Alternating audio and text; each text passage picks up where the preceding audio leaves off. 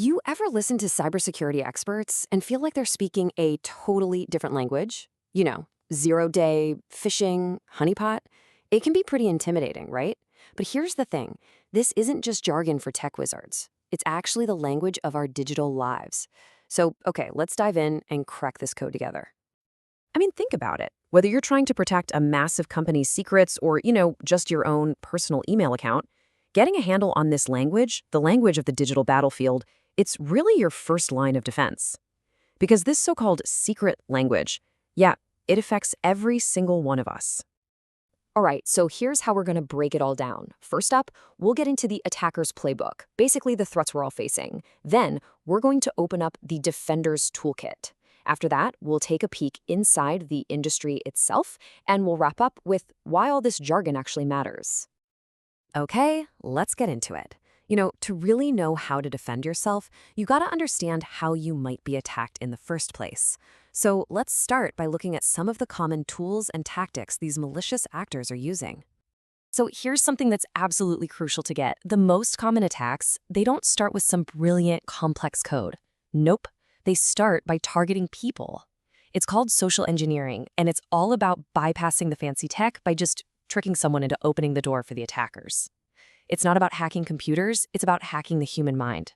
And that, right there, is almost always the weakest link in the chain. And you can really see how this tactic evolves. I mean, you've probably seen a basic phishing attack, right? That generic, kind of sketchy email that gets blasted out to thousands of people. It's like casting a huge, wide dragnet.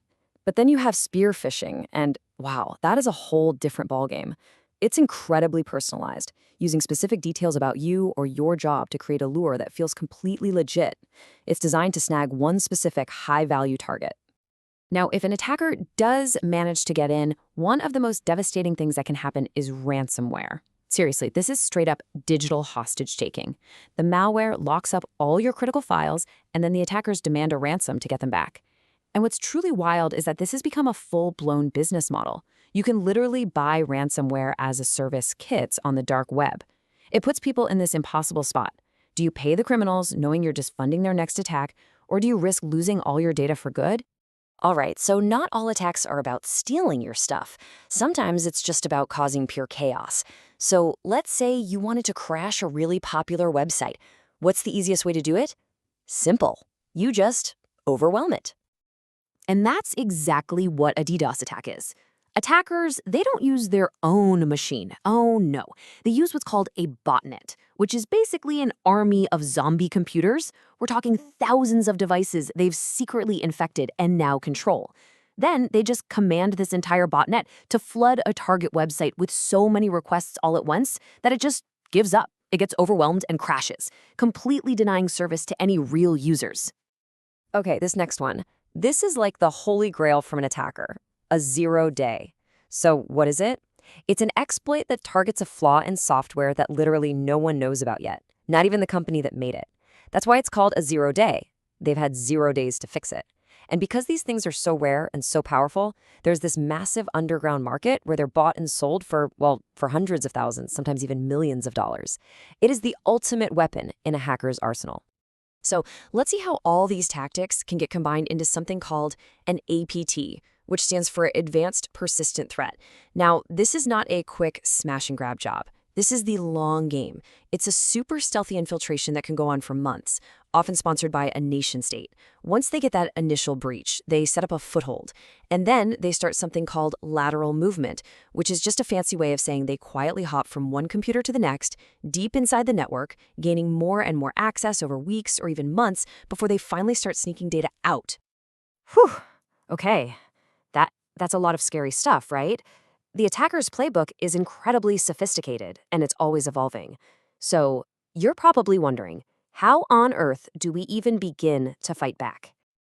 Well, the good news is the defenders have a pretty powerful toolkit of their own. So let's flip the script and look at some of the key technologies and strategies that cybersecurity pros use to protect all of our systems. Okay, I'm willing to bet you use this every single day without even really thinking about it. And it is one of the single most powerful tools we have. I'm talking about multi-factor authentication, or MFA. It adds such a critical layer of defense. I mean, think about it. It means a stolen password by itself is totally useless. An attacker needs your password. That's something you know. Plus, they need access to your phone. That's something you have. Just turning this one feature on can block over 99% of automated cyber attacks. That is a massive return for, what, a few seconds of your time? All right, next up, a VPN. The easiest way to think of a VPN is like your own personal armored tunnel that you build through the internet. So when you connect to public Wi-Fi at a coffee shop or an airport, your data is just out there in the open. A VPN creates this encrypted tunnel, hiding all your activity and masking your location from anyone who might be trying to snoop around. You know, old school antivirus software basically just looked for known viruses, kind of like having a list of wanted criminals. But today's threats are way more sophisticated than that. That's where EDR comes in. It stands for Endpoint Detection and Response. And honestly, it's like antivirus on steroids. It doesn't just look for known bad guys. It's constantly monitoring the behavior of your devices, looking for anything that seems unusual, anything a traditional scan would totally miss. So how does a big organization know if all these defenses actually work? Well, they practice. It's called penetration testing or pen testing. You have the red team. These are ethical hackers who get paid to act like the bad guys and do everything they can to break in. And then you have the blue team. That's the company's internal security crew, who are trying to detect and stop them. The goal here isn't really for one team to win. It's for both of them to get smarter and find the weaknesses together. It's basically a live fire drill to patch up the holes before the real attackers find them. And here's one of the cleverest tools in the Defender's toolkit, the honeypot. And yeah, it is exactly what it sounds like. It's a trap. Defenders will set up this decoy server, and they'll fill it with fake data that looks really juicy and tempting. It's designed to lure attackers in so the security team can just sit back and watch them in a totally safe environment.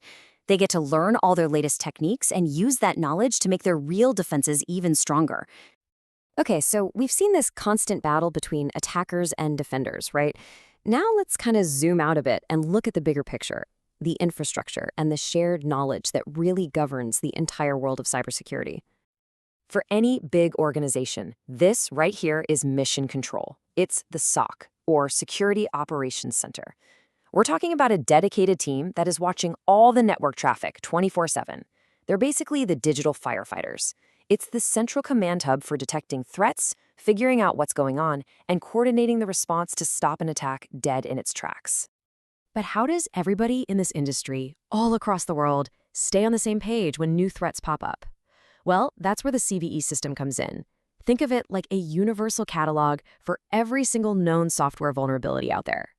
Every time a new flaw is discovered, it gets a unique CVE number. This allows security pros everywhere to speak the same language and, more importantly, to prioritize what needs to be fixed first. And this really shows you how that prioritization works in the real world. Every single one of those CVEs gets a severity score, usually out of 10. So when you see a score like 9.8, that's labeled critical. And when a defender sees that, they know, okay, drop everything else. We have to patch this vulnerability right now before anyone can exploit it. All right, we have covered a ton of ground, from the attacker's playbook to the defender's toolkit and the industry as a whole. But let's bring this all back home. Why should you care? Why does knowing the difference between, say, a phishing attack and a 0-day actually matter in your day-to-day life? When you boil it all down, what's really important to remember is this. First, good security is never about just one single thing. It's all about layers, right? Like having MFA on top of a strong password. Second, you have to recognize that the human element, that means you and me, is often the real target. Third, this whole thing is an ongoing battle. It's not something you can just fix once and forget about. And maybe most importantly, just understanding this language, that is the first and honestly most powerful step you can take toward keeping yourself and your data a whole lot safer. So we've cracked the code. We've demystified a lot of the jargon. And I'll just leave you with this one final thought. Now that you speak the language, I want you to really take a look at your own digital life. Ask yourself, what's the weakest link in my security?